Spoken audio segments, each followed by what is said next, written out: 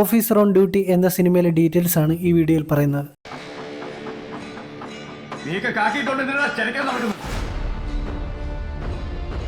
Cinema കണ്ടിട്ടില്ലാത്തവർ cinema കണ്ടതിന് ശേഷം മാത്രം ഈ വീഡിയോ കാണാൻ ശ്രമിക്കുക. ഈ സിനിമയുടെ സംവിധായകനായ ജിത്തു അഷ്റഫ് അവതരിപ്പിച്ച ജോസഫ് ചെമ്പോല എന്ന പോലീസ് കഥാപാത്രം ആത്മഹത്യ ചെയ്യുന്ന സീനിലൂടെയാണ് സിനിമ ആരംഭിക്കുന്നത്. അയാൾ ആത്മഹത്യാക്കുറിപ്പ് എഴുതുന്നത് കാണിക്കുമ്പോൾ മേശപ്പുറത്ത് ഒരു മാല ഇരിക്കുന്നതായി കാണിക്കുന്നുണ്ട്. ആ മാല അയാളുടെ മകളുടെയാണ്. പിന്നീട് ഈ സീനിൽ അയാളുടെ മകൾ ആ മാല നഷ്ടപ്പെട്ട കാര്യം പറയുന്നുണ്ട്. ആ മാല തട്ടിയെടുത്തത് ഒരു തമിഴനാണ് എന്നും ആ പെൺകുട്ടി പറയുന്നുണ്ട്. അത് തട്ടിയെടുത്തത് സത്യ എന്ന ഈ വില്ലൻ കഥാപാത്രമാണ്. വില്ലന്മാരുടെ കൂട്ടത്തിൽ പെൺകുട്ടികളെ ട്രാപ്പിലാക്കുന്നതും ഡ്രഗ്സ് കൊടുക്കുന്നതും സത്യ എന്ന ഈ കഥാപാത്രമാണ്. ജോസഫ് ചെമ്പോല ആത്മഹത്യ ചെയ്യുന്നതല്ല, മറിച്ച് അയാളെ കൊണ്ട് അങ്ങനെ വില്ലന്മാർ ചെയ്യിപ്പിക്കുന്നതാണ് എന്ന് ഫസ്റ്റ് സീനിൽ തന്നെ കാണിച്ചിട്ടുണ്ട്. അയാളുടെ മകളുടെ മാലയും വീഡിയോയും കാണിച്ചു കൊടുത്ത് അയാളെ കൊണ്ട് ആത്മഹത്യാക്കുറിപ്പും എഴുതിപ്പിച്ചാണ് വില്ലന്മാർ അയാളെ കൊല്ലുന്നത്.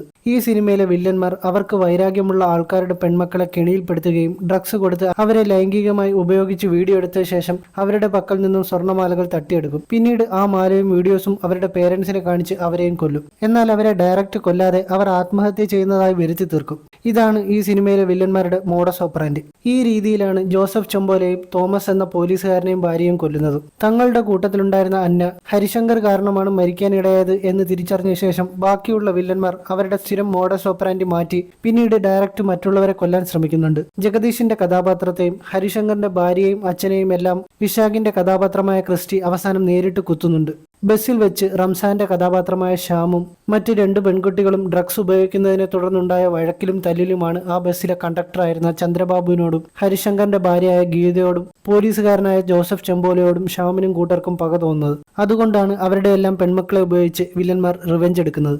ഇവരെല്ലാം ആ ബസ്സിലുണ്ടായിരുന്നവരാണ്. എന്നാൽ തോമസ് എന്ന കഥാപാത്രത്തിന്റെ മകളെ ശ്യാം ഡ്രഗ്സ് കൊടുത്ത് ഉപദ്രവിക്കാൻ കാരണം പണ്ട് അയാൾ ശ്യാമിനെതിരെ ഒരു പോക്സോ കേസ് എടുത്തിട്ടുണ്ടായിരുന്നു. അതിന്റെ പ്രതികാരമായിട്ടാണ് ശ്യാം അയാളുടെ മകളുടെ വീഡിയോസ് ലാപ്ടോപ്പിൽ സേവ് ചെയ്തിരുന്നത്.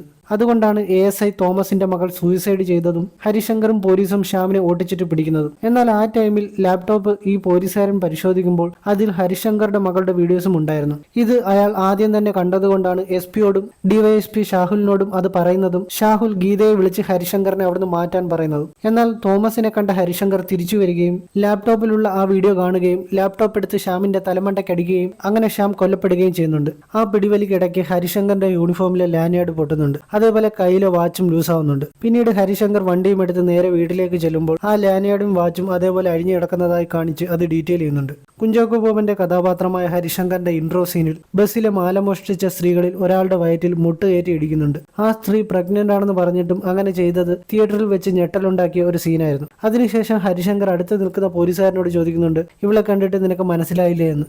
പിന്നീട് ഈ സീനിൽ DYSP-യോട് ആ പോലീസുകാരൻ പറയുന്നുണ്ട്, ഭാഗ്യത്തിന് ആ സ്ത്രീ പ്രഗ്നന്റ് അല്ലായിരുന്നു എന്ന്. ആ സ്ത്രീ ഒരു ഫ്രോഡാണെന്ന് ഹരിശങ്കറിന് ആദ്യം കണ്ടപ്പോൾ തന്നെ മനസ്സിലായി. കാരണം ലൈഫിൽ ആദ്യമായി മാലമോഷണത്തിന്റെ പേരിൽ പോലീസ് സ്റ്റേഷനിൽ വന്നാൽ അത് ചെയ്യാത്ത സാധാരണക്കാരാണെങ്കിൽ പേടിച്ചു പോകും. അതിപ്പോ ആണുങ്ങളായാലും പെണ്ണുങ്ങളായാലും. നിരപരാധിയാണെങ്കിൽ കാല് പിടിച്ച് കരഞ്ഞു പോകും.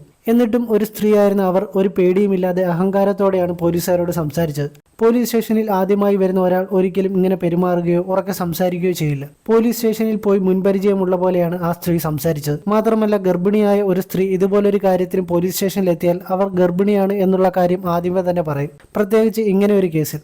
ഇവിടെ ഹരിശങ്കർ മുടുക്കി പിടിക്കുമ്പോഴാണ് അവർ ഗർഭിണിയാണെന്ന് കള്ളം പറയുന്നത്, അതും ഭീഷണിയുടെ സ്വരത്തിൽ. ഇതൊക്കെ കൊണ്ടാണ് ആ സ്ത്രീ ഒരു ഫ്രോഡാണെന്ന് ഹരിശങ്കറിന് മനസ്സിലായത്. സിനിമയിൽ ഹരിശങ്കർ സ്ക്വാഡിലുള്ള 2 പോലീസുകാരെ മാലയുടെ കാര്യം അന്വേഷിക്കാൻ ഏൽപ്പിക്കുന്നുണ്ട്. ആ പോലീസുകാർക്ക് മാല പണയം വെച്ച സ്ഥാപനത്തിൽ നിന്ന് അതിന്റെ കൂടെ പണയം വെച്ച മറ്റ് 2 മാലകൾ കൂടി കിട്ടുന്നുണ്ട്. പിന്നീട് ആ 3 മാലകൾ ഏത് ജ്വല്ലറിയിൽ നിന്ന് ആര് വാങ്ങിയെന്നും കണ്ടെത്തുകയും അതിൽ 2 മാലകൾ ചന്ദ്രബാബുവിന്റെയും ജോസഫ് ചെമ്പോലയുടെയുമാണെന്ന് ഉറപ്പിക്കുകയും ചെയ്യുന്നുണ്ട്. 3ാമത്തെ മാല അന്വേഷിച്ച് ഗിരിപ്പായ് എന്ന ജ്വല്ലറിയിൽ ആ പോലീസുകാർ ചെല്ലുമ്പോൾ അത് വാങ്ങിയ ആളുടെ ഡീറ്റെയിൽസ് കണ്ട് പോലീസുകാർ ഞെട്ടുന്നുണ്ട്. ആ മാല വാങ്ങിയത് ഹരിശങ്കർ തന്നെയായിരുന്നു. ഈ കാര്യം അപ്പോൾ തന്നെ DYSP ഷാഹുലിനെ വിളിച്ചറിയിക്കുകയും ചെയ്യുന്നുണ്ട്. ആ മാല ആരാണ് വാങ്ങിയതെന്ന് അപ്പോൾ പറയുന്നില്ല എങ്കിലും പിന്നീട് സിനിമ കാണുമ്പോൾ മനസ്സിലാവും അത് ഹരിശങ്കർ തന്നെയാണ് വാങ്ങിയതെന്ന്. ഈ കാര്യം ഡീറ്റെയിൽ ചെയ്യാനായി ഹരിശങ്കർ ഈ പാട്ട് സീനിൽ ഗിരിപ്പായ് ജ്വല്ലറിയിൽ നിന്ന് മകൾക്ക് മാല വാങ്ങി കൊടുക്കുന്നതായി കാണിക്കുന്നുണ്ട്. ഹരിശങ്കറിന്റെ മകളായ നിള വ്ളോഗിംഗ് ഒക്കെ ഇഷ്ടപ്പെടുന്ന ആളാണ്. ഈ ഷോട്ടിൽ വ്ളോഗിംഗ് ചെയ്യുന്നതായും ഹരിശങ്കർ വീഡിയോസ് എടുക്കുവാൻ വേണ്ടി റിംഗ് ലൈറ്റ് വാങ്ങിച്ചു കൊടുക്കുന്നതായും കാണാം. ചേച്ചിയെ പോലെ ഹരിശങ്കറിന്റെ ഇളയ മകളും വീഡിയോസ് ക്രിയേറ്റ് ചെയ്യാൻ ഇഷ്ടപ്പെടുന്ന കുട്ടിയാണ് എന്ന് ഈ സീനിൽ റീൽസ് വീഡിയോയിലൂടെ കാണിക്കുന്നുണ്ട്. തോമസിനെയും ഭാര്യയും കൊല്ലാൻ വേണ്ടി വില്ലന്മാർ വന്ന ശേഷം സെലിനും അന്നയും കിച്ചണിൽ പോയി നാരങ്ങ വെള്ളത്തിൽ വിഷം ചേർക്കുന്നുണ്ട്. പോയിസൺ ചേർക്കുന്നത് കാണിക്കുന്നില്ലെങ്കിലും അത് സെർവ് ചെയ്യുമ്പോൾ അന്നയാണ് എല്ലാവർക്കും ട്രേയിൽ നിന്ന് ഗ്ലാസ് എടുത്ത് കൊടുക്കുന്നത്.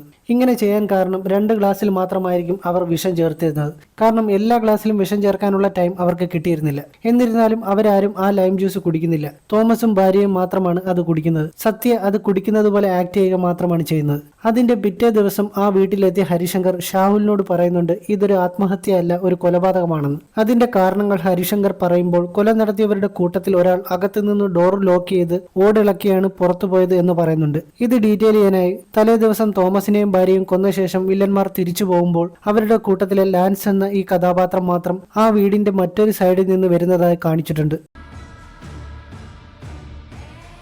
അന്നയും മറ്റു വില്ലന്മാരെയും പിടിക്കാനായി ഹരിശങ്കറും സ്ക്വാഡിലെ 2 പോലീസുകാരും ഒരു വനിതാ പോലീസുകാരിയും ബാംഗ്ലൂരിലേക്ക് പോകുന്നുണ്ട്. ബാംഗ്ലൂരിലെ പബ്ബിൽ വെച്ച് അന്നയെ ആ വനിതാ പോലീസുകാരി തിരിച്ചറിഞ്ഞ് അവരെ പിടിക്കാൻ വേണ്ടി വാഷ്റൂമിൽ പിന്തുടരുമ്പോൾ അന്ന അവരെ നോട്ട് ചെയ്യുകയും പെട്ടെന്ന് തള്ളിയിടുകയും ചെയ്യുന്നുണ്ട്. അന്നയ്ക്ക് അവരെ കണ്ട ഉടനെ മനസ്സിലായത് അന്ന അവരെ അതിനു മുമ്പ് കണ്ടിട്ടുള്ളത് കൊണ്ടാണ്. ടെക്സ്റ്റൈൽ ഷോപ്പിൽ ചെന്ന് അന്വേഷിച്ച ശേഷം ഹരിശങ്കറും പോലീസുകാരും കാറിൽ മടങ്ങുമ്പോൾ ആ കാർ വില്ലന്മാർ ഫോളോ ചെയ്യുന്നുണ്ട്. ഈ സമയം ആ പോലീസുകാരി കാറിന്റെ ബാക്കിലിരിക്കുന്നത് അന്ന അന്ന് കണ്ടിരുന്നു. അതുകൊണ്ടാണ് പബ്ബിൽ വെച്ച് അവരെ തിരിച്ചറിഞ്ഞത്. സിനിമയുടെ അവസാനം ഗീതയുടെ അച്ഛന്റെ സഹായിയായ ബേബി എന്ന ആളെ വീടിന്റെ മുന്നിൽ കൊന്നിട്ടിരിക്കുന്നതായി കാണിക്കുന്നുണ്ട്. ആ വീട്ടിൽ ഒരു പട്ടി കൂടി ഉണ്ടായിരുന്നുവെന്ന് സിനിമയുടെ ഫസ്റ്റ് ഹാഫിലെ പാട്ടിൽ കാണിച്ചിരുന്നു. വില്ലന്മാർ ആ പട്ടിയും കൊന്നിട്ടിരിക്കുന്നതായി കാണിച്ച് അത് ഡീറ്റെയിൽ ചെയ്തിട്ടുണ്ട്. സിനിമയിൽ വില്ലന്മാർ റിവെഞ്ച് എടുക്കുന്നവരിൽ ജോസഫ് ചെമ്പോല ഒഴിച്ച് ബാക്കി എല്ലാവരും നിരപരാധികളാണ്. എന്നാൽ ജോസഫ് ചെമ്പോല വളരെ ക്രൂവലായിട്ടുള്ള ഒരു പോലീസുകാരനായിരുന്നു. അയാളെ ഈ സീനിൽ കാണിക്കുമ്പോൾ അയാൾ സിബ് ഇട്ടുകൊണ്ടാണ് വരുന്നത്. തൊട്ടു മുമ്പിൽ ആ തട്ടുകടയിലെ കൊച്ചുപയ്യനും വരുന്നുണ്ട്. ഒരുപക്ഷെ അയാൾ എല്ലാവരെയും ലൈംഗികമായി ചൂഷണം ചെയ്യുന്ന ഒരാളായി കാണിക്കാനായിരിക്കാം ഇങ്ങനെ കാണിച്ചത്. പിന്നീട് ഡ്രഗ്സ് കയ്യിൽ വെച്ചതിനും ബസ്സിലുണ്ടായിരുന്നവരെ ആക്രമിച്ചതിനും ഷ്യാമിനെയും അന്നയും സെലിനെയും ജോസഫ് ചെമ്പോല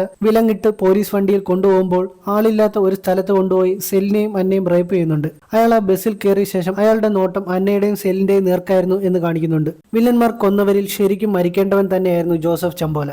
ഈ സീനിൽ അന്നയെ പിടികൂടാൻ പബ്ബിൽ എത്തുമ്പോൾ കയ്യിലുണ്ടായിരുന്ന സ്മാർട്ട് വാച്ച് ഊരി ഹരിശങ്കർ പ്രവീണിന് കൊടുത്ത ശേഷം പറയുന്നുണ്ട് അന്ന വന്ന വണ്ടിയിൽ ഫിക്സ് ചെയ്തേക്കെന്ന്. പിന്നീട് വണ്ടി ചേസ് ചെയ്യുന്നത് ആ വാച്ച് ട്രാക്ക് ചെയ്താണ്. ചേസിംഗ് നടക്കുന്നതിനിടയ്ക്ക് ആ സ്മാർട്ട് വാച്ച് ടയറിനടുത്തായി ഫിറ്റ് ചെയ്തിരിക്കുന്നതായി കാണിച്ച് അത് ഡീറ്റെയിൽ ചെയ്തിട്ടുണ്ട്.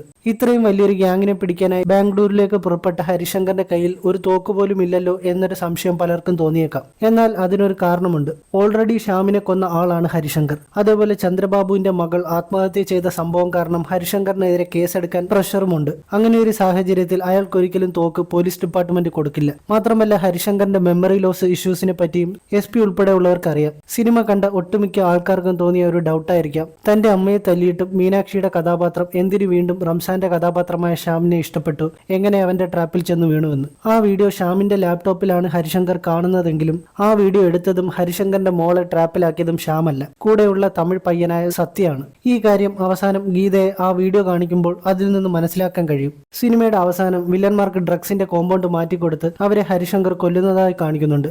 ജയിലിൽ നിന്ന് അവർ പുറത്തിറങ്ങുമ്പോൾ ഒരു ഫോൺ കവറിൽ നിന്ന് എടുക്കുന്നതായും ആരെയോ വിളിക്കുന്നതായും പിന്നീട് ഒരു സ്ഥലത്ത് വെച്ച് ഒരാൾ അവർക്ക് ഡ്രഗ്സ് കൊടുക്കുന്നതായുമാണ് കാണിച്ചിരിക്കുന്നത്. ആ ഫോണിലെ കോൾസും ലൊക്കേഷനും എല്ലാം ട്രാക്ക് ചെയ്തായിരിക്കണം ഹരിശങ്കർ ഈ കൃത്യം നടത്തിയത്. ഈ സിനിമയിലെ വില്ലന്മാർ പെൺകുട്ടികളുടെ സ്വർണ്ണമാല തട്ടിയെടുക്കുന്നതും പണത്തിന് വേണ്ടിയല്ല, മറിച്ച് അവരുടെ പേരൻസിനെ അത് കാണിക്കാനാണ്. അതുകൊണ്ടാണ് അവർ അത് വിൽക്കാതെ കൊണ്ടു നടക്കുന്നതും അന്ന ടെക്സ്റ്റൈൽ ഷോപ്പിൽ വെച്ച് ഡ്രസ്സ് മാറുമ്പോൾ അത് നഷ്ടപ്പെടുന്നതും. ഈ സിനിമയിലെ വില്ലന്മാർ റിവെഞ്ച് എടുക്കുന്നവർക്കെല്ലാം പെൺമക്കൾ ഉണ്ടായിരുന്നു. പെൺമക്കൾക്ക് പകരം ആൺമക്കളായിരുന്നുവെങ്കിൽ എങ്ങനെ റിവെഞ്ച് എടുക്കുമായിരുന്നു എന്തോ.